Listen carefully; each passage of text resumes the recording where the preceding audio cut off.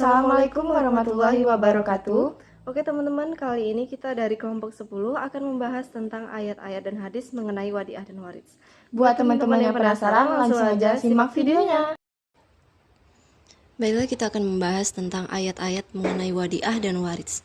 Yang pertama dari surah Al-Baqarah ayat 283 yang artinya, tetapi jika sebagian kamu mempercayai sebagian yang lain, hendaklah yang dipercaya itu menunaikan amanatnya, dan hendaklah dia bertakwa kepada Allah sebagai Tuhannya. Dan janganlah kamu menyembunyikan kesaksian, karena barang siapa yang menyembunyikannya, sungguh hatinya kotor dan berdosa. Allah Maha mengetahui apa yang kamu kerjakan. Pada ayat tersebut dijelaskan, maka hendaklah yang dipercaya itu menunaikan amanatnya, utang atau apapun yang dia terima, dan hendaklah dia yang menerima amanat tersebut bertakwa kepada Allah sebagai Tuhan pemeliharanya. Dan wahai para saksi, janganlah kamu menyembunyikan kesaksian, yakni jangan mengurangi, melebihkan, atau tidak menyampaikan sama sekali, baik yang diketahui oleh pemilik hak maupun yang tidak diketahuinya. Karena barang siapa menyembunyikannya, sungguh hatinya kotor karena bergelimang dosa.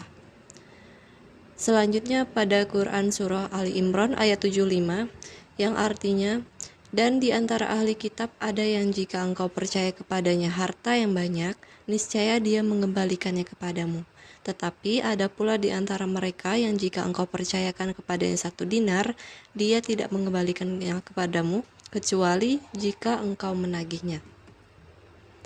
Pada ayat tersebut diterangkan bahwa di antara ahli kitab itu ada sekelompok manusia yang apabila mendapatkan kepercayaan diserahi harta yang banyak ataupun sedikit, mereka mengembalikannya sesuai dengan kepercayaan yang diberikan kepadanya. Tetapi ada pula di antara mereka yang apabila mendapat kepercayaan diserahi sejumlah harta sedikit saja, mereka tidak mau mengembalikan, kecuali apabila ditagih, baru mereka mau menyerahkannya. Setelah melalui proses pembuktian, hal ini menunjukkan bahwa di antara ahli kitab itu ada sekelompok orang yang pekerjaannya mempersulit muslimin dan membuat tipu daya agar orang Islam tidak tenang memeluk agamanya dan berbalik untuk mengikuti agama mereka. Di antara mereka ada pula sekelompok orang yang pekerjaannya memutarbalikkan hukum. Mereka menghalalkan memakan harta orang lain. Kemudian Quran Surah An-Nisa ayat 12 yang artinya, dan bagianmu suami-suami adalah 1/2 dari harta yang ditinggalkan oleh istri-istrimu jika mereka tidak mempunyai anak. Jika mereka istri-istrimu itu mempunyai anak, maka kamu mendapat 1/4 dari harta yang ditinggalkannya setelah dipenuhi wasiat yang mereka buat, atau setelah dibayar hutangnya. Para istri memperoleh 1/4 harta yang kamu tinggalkan jika kamu tidak mempunyai anak.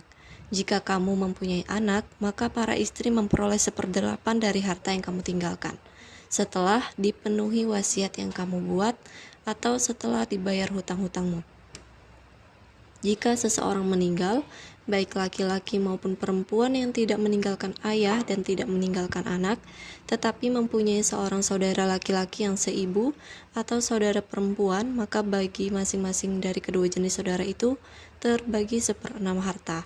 Tetapi jika saudara-saudara seibu itu lebih dari seorang, maka mereka bersama-sama dalam bagian yang 1/3 itu, setelah dipenuhi wasiat yang dibuatnya atau setelah dibayar hutangnya dan tidak menyusahkan kepada ahli waris. Demikianlah ketentuan Allah. Allah Maha mengetahui lagi Maha menyantun. Penjelasan dari ayat tersebut yang pertama berkaitan dengan bagian waris suami yang ada 2 kondisi.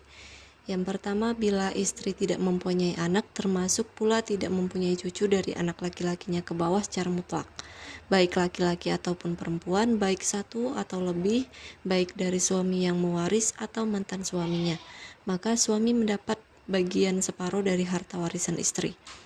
Yang kedua, bila istri mempunyai anak, termasuk pula tidak mempunyai cucu dari anak laki-lakinya ke bawah, dengan perincian seperti sebelumnya, maka suami mendapatkan bagian 1/4 dari harta warisan istri. Pembahasan kedua berkaitan dengan bagian waris istri yang juga ada 2 kondisi. Kondisi yang pertama, bila suami tidak mempunyai anak, termasuk pula tidak mempunyai cucu dari anak laki-lakinya ke bawah, dengan perincian seperti pembahasan bagian warisan suami, maka istri mendapatkan seperempat harta warisan yang ditinggalkan suami. Yang kedua, bila suami mempunyai anak termasuk pula mempunyai cucu dari anak laki-lakinya ke bawah dengan perincian seperti sebelumnya, maka istri mendapatkan 1/8 harta warisan yang ditinggalkan suami. Selanjutnya kita akan membahas mengenai hadis-hadis tentang wadiah dan waris. Hadis pertama, hadis Tirmizi. Dari Abi Hurairah radhiyallahu anhu, ia berkata, Rasulullah bersabda, tunaikanlah amanah kepada orang yang mempercayakan atau menitipkan kepadamu, dan janganlah engkau berkhianat kepada orang yang mengkhianatimu. Hadis riwayat At-Tirmizi dan Abu Daud. Maksud dari hadis tersebut adalah apabila kita menyerahkan barang kita kepada orang yang kita percayai, maka orang tersebut harus menjaga barang yang kita miliki tersebut tanpa imbalan. Barang tersebut merupakan amanah yang harus dijaga dengan baik, meskipun orang tersebut tidak menerima imbalan. Selanjutnya hadis riwayat Al-Baihaqi, Amru bin Syuaib meriwayatkan dari bapaknya, dari kakeknya, Nabi SAW bersabda, siapa yang dititipi wadiah maka tidak ada tanggungan atasnya. Hadis riwayat Al-Baihaqi.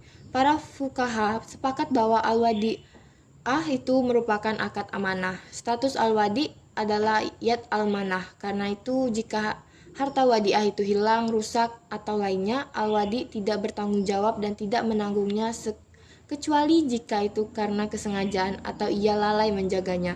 Hanya saja harus diingat, amanah itu hanyalah amanah untuk menyimpan dan menjaga wadi'ah itu, tidak termasuk di dalam hak untuk mentasyarufnya. Selanjutnya, hadis Rasulullah SAW dari Abdullah ibnu Abbas yang diriwayatkan oleh Sunan Tirmizi telah menceritakan kepada kami, Musa bin Ismail telah menceritakan kepada kami, Huwaib telah menceritakan kepada kami, Ibnu Tawus dari ayahnya dari Ibnu Abbas. Dari Nabi SAW bersabda, berikanlah bagian faraid atau warisan yang telah ditetapkan kepada yang berhak, maka bagian yang tersisa bagi pewaris lelaki yang paling dekat nasabnya. Selanjutnya hadis Rasulullah SAW dari Utsman bin Zaid. Menurut riwayat Imam Muslim, telah menceritakan kepada kami Yahya bin Yahya dan Abu Bakar bin Abu Syaibah dan Ishaq bin Ibrahim, dan ini adalah lafaz Yahya. Yahya berkata, telah mengabarkan kepada kami, sedangkan yang dua mengatakan, telah menceritakan kepada kami, Ibnu Uyainah dari Az-Zuhri, dari Ali bin Husain, dari Amru bin Utsman, dari Usamah bin Zaid, bahwa Nabi SAW bersabda, seorang muslim tidak boleh mewarisi dari orang kafir, dan orang kafir tidak dapat mewarisi dari orang muslim. Selanjutnya munasabah. Quran Surah Ali Imran ayat 75 menjelaskan tentang dua golongan ahli kitab pada orang yang dititipkan suatu harta, ada yang dikembalikan walaupun jumlahnya banyak maupun sedikit, namun ada pula ahli kitab yang jika kita mempercayakan kepadanya justru tidak dikembalikannya walaupun jumlahnya sedikit. Dengan demikian, walaupun mereka tahu itu dosa tapi tetap melakukannya. Quran Surah Ali Imran ayat 76 dijelaskan bahwa Allah lebih menyukai orang-orang yang menepati janjinya. Sedangkan Quran Surah Ali Imran ayat 77 Allah menjelaskan jika orang yang ternyata tidak menepati janjinya dan menukar sumpah-sumpah mereka dengan harga yang sedikit, maka mereka tidak akan mendapat pahala di akhirat. Dan Allah tidak akan berkata-kata, tidak akan melihat mereka, serta tidak akan menyucikan mereka kepada hari kiamat. Sehingga dapat disimpulkan, keterkaitan antara ayat 75, 76, dan 77 ialah membahas tentang suatu titipan yang diamanahkan kepada orang lain. Allah lebih menyukai orang yang menepati janji terhadap titipan tersebut, serta Allah menjelaskan bagaimana konsekuensi orang-orang yang tidak menepati janjinya terhadap titipan yang diamanahkan. Selanjutnya, Quran Surah An-Nisa ayat 11 dan 12 menjelaskan tentang Allah mensyariatkan bagimu tentang pembagian warisan untuk anak-anakmu, yaitu bagian seorang anak laki-laki sama dengan bagian dua orang anak perempuan. Dan jika anak itu semuanya perempuan lebih dari dua, maka bagi mereka 2/3 dari harta yang ditinggalkan. Jika anak perempuan itu seorang saja, maka ia memperoleh separuh harta. Dan untuk 2 orang ibu bapak, bagi masing-masingnya 1/6 dari harta yang ditinggalkan.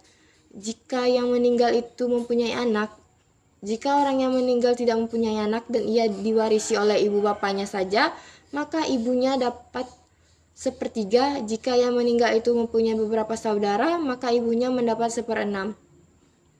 Pembagian tersebut sudah dipenuhi wasiat yang ia buat dan sudah dibayar hutangnya. Tentang orang tuamu dan anak-anakmu, tidak mengetahui siapa di antara mereka yang lebih dekat manfaatnya bagimu.